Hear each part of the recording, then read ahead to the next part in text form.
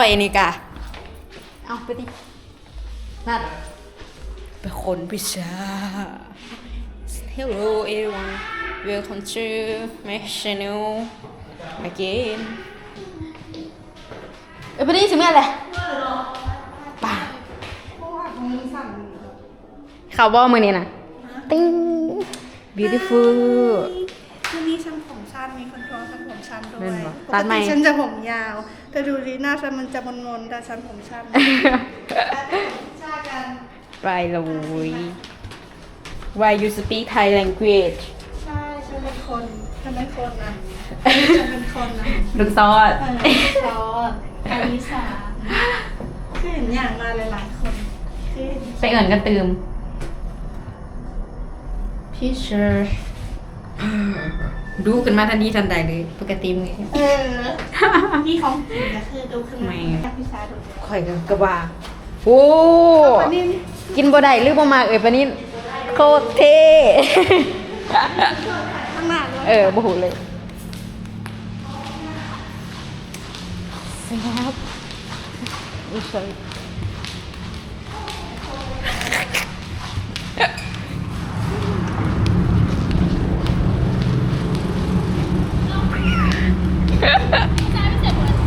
ตั้งใจมาคนสวยเลยเนี่ย เออ เอาโต๊ะใครกับเจ้าย้ายโต๊ะมาโยกน้ำกลางเลยดูโอ้กูเห็นหู โอ้หลายเนาะ สายอยู่ นี่คือเจ ผมขาดเดี๋ยวพอดีรถคันนี้ออก มียังอีกบ่ มี อู้ มี เบิ่งแล้วอ่ะ ซ้าย อันเดียวเด้ แก้วพิซซ่าด พิซซ่าได้บ่ มาดิ เวียบได้ได้สองอย่างเด้ ลงมายิง พวกนั้นกำลังลงมาว้าได้พิซซ่ากันเดียว ใช่ข้ามเหรอข้าม ยังบ่จักข่อยคือเอามาหลายแค่ข่อยถือหลายคนเดียวที่บ่tired tired อยู่เลยว้า actually ดูฟ้าไปก่อน actually today very tired but I will eat pizza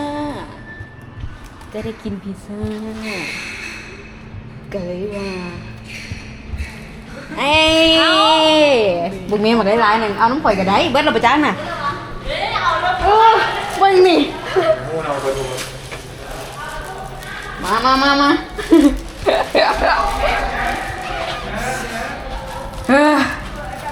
มื่อยเติบเด้อ อุ้ย เอาเข่าได้บ่ เอาน้ำหมักไหม เดี๋ยวเหรอ ป้า เอาน้ำหมัก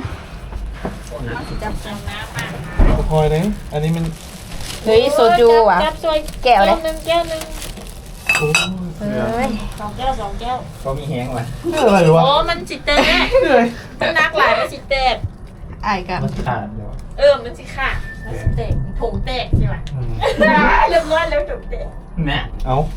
พิซซ่าอย่างคิดว่ากำคำปานี้ คอมกับ บ่แม่น แล้วล่ะ พิซซ่าอย่างพิซซ่าฮาร์ดว่ะ ไปมาหลังบ้านนี่นะ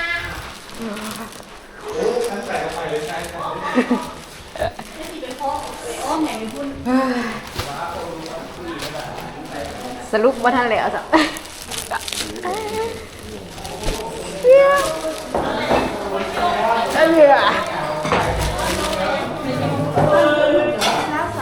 ได้แล้วว่ะพิซซ่า ถ่ายแล้ว ก็สุดจริง โซจูยังโอ้โซจู อันนี้เห็ดซีถ้วยก็ได้ อันนี้เห็ดเป็นซีถ้วยก็ได้เป็นซีอันเนาะ อันนี้แม่ เพราะว่าใหญ่ เน้นหนึ่ง แล้วพอเป็นหมี่วัฒนะ แบ่งก็ได้1 2 3 4แต่ละอย่างต้องมี4อย่างแบบไม่กินด้วยปากเซ้งป่ายนี่ ฉันน่ะไปกินไปกิน ไป มาพงไปเลย อันนี้ค่ะที่พูดมาแซ่บ ก็พวงมาเลย กัน โซจูของมากระต่ายทัวร์ออฟฟิศ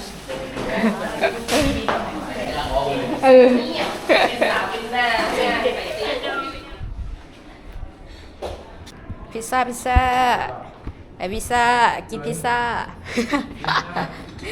พูดที่สาระอาขอบเขียวได้เมื่อกี้นี่นะจะได้อาร์ตเมนี่แปง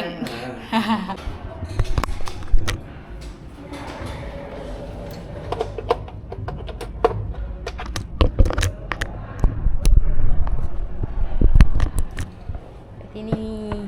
ยังเห็นยังชิวเอาไปยังอุ้ยโหคือเมนี่แท้ป้าเศรษฐีห้องจริงก่อนเฮ้ยเกียร์เบิ่งตอนมันออกวันซีเมนี่ค่ะไปมือถ่ายตัวนี้นะ แมนมือสุดท้ายสบายดี ไปใส่ไปผู้ได้ไปยุโรปผู้ได้ฮังกรีผู้ได้ไปจุคือสิได้ยินพีซโฟนออนใหม่เคมเมล่าว่าจะไหนจับกล่องทัดเทคเคมเมล่าทัดมันเต้เนาะ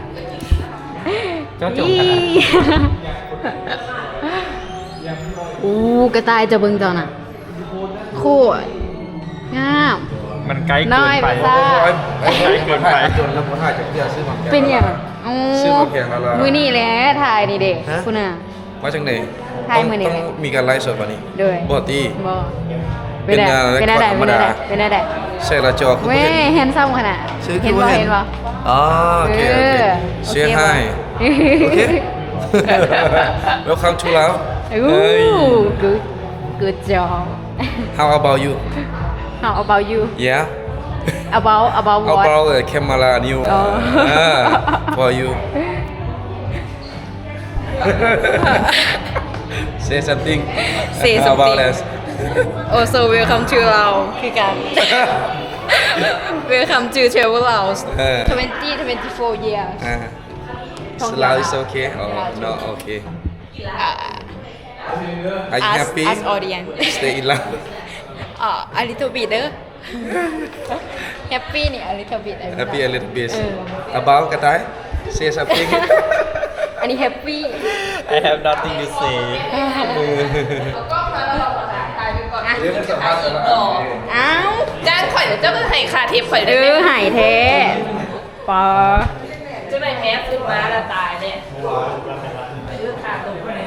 สุดจัดประหลาดบอกโอ้น่ากินค่ะหลังมือก่อนแล้วอ้าวน้ำกอดได้แล้ววะไอเป้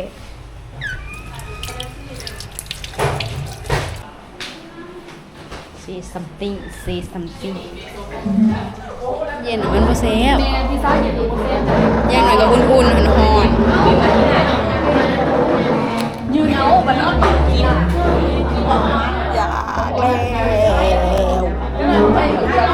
มีความอยากเลยโคนาดมันคือต่างกัน อันนี้100% ตัวนี้จางแล้วตัวนั้นไม่จางแล้วว่าตัวน้อง หมายความว่า100%แห่งสิจางสิวะกินมันกินโปกกะซิมทุกอันปุ๊บกลางมีโรย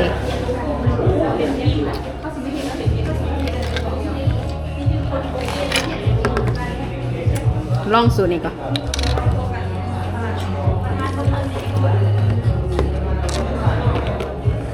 หนังฝรั่งมาซะ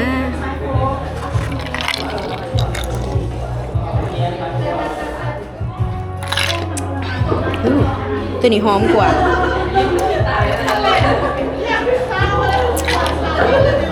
last one อันนี้ผสมรวม ชัว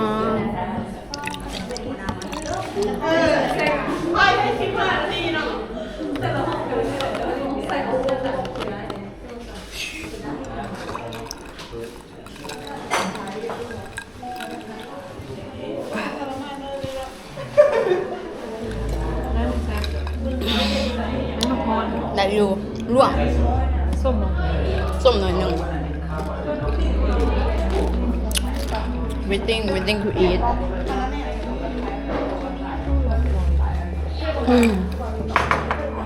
ตัวเกิดเอาหอมกว่า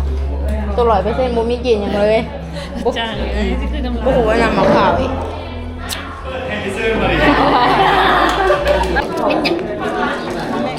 กินก้งเรียบกิน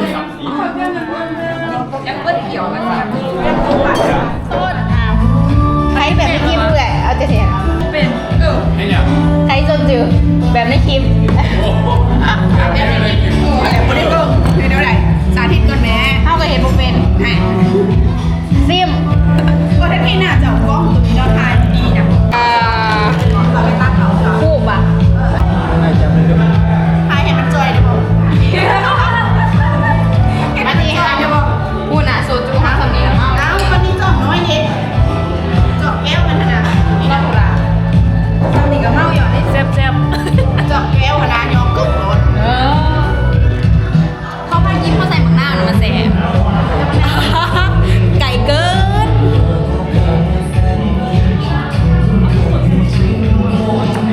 โอ้ได้อยู่มันก็คมคือเบียร์ไม่ได้สีมีแต่เกลือแบบจอมน้อย so too it's so good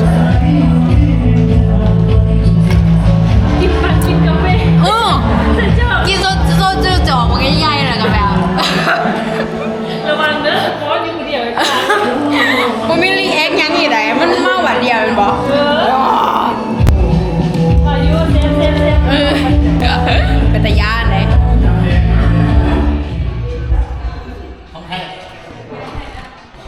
เห็ดยังแกวะแค่ได้ไหมแค่ได้ไหม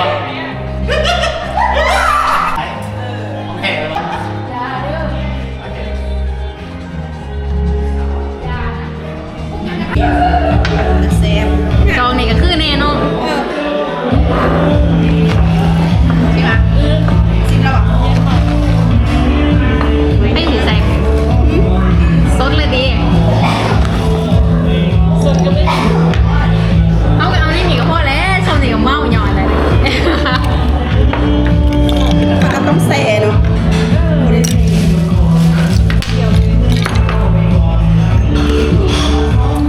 มาเฮาไงนี่เอาแกบ้าป่ะส่วนเป็นจอบไปของพังคือกันนะจอบมางามเลยเฮ้ยรสชาติอะไรวะพีชหมากพีช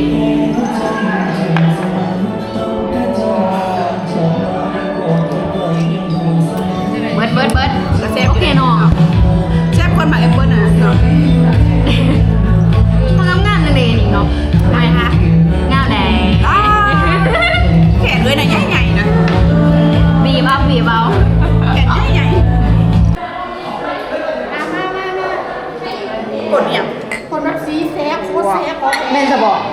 ซิมเบอร์เอาลองเพราะว่าอันนี้ซิมเบอร์เอาเป๊ปซี่มาเลยแหละนี่ดิเอาวะนี่เดียวนั่นคือของบ้านแล้วมันซิมคือเหล้าแต่บ่ขม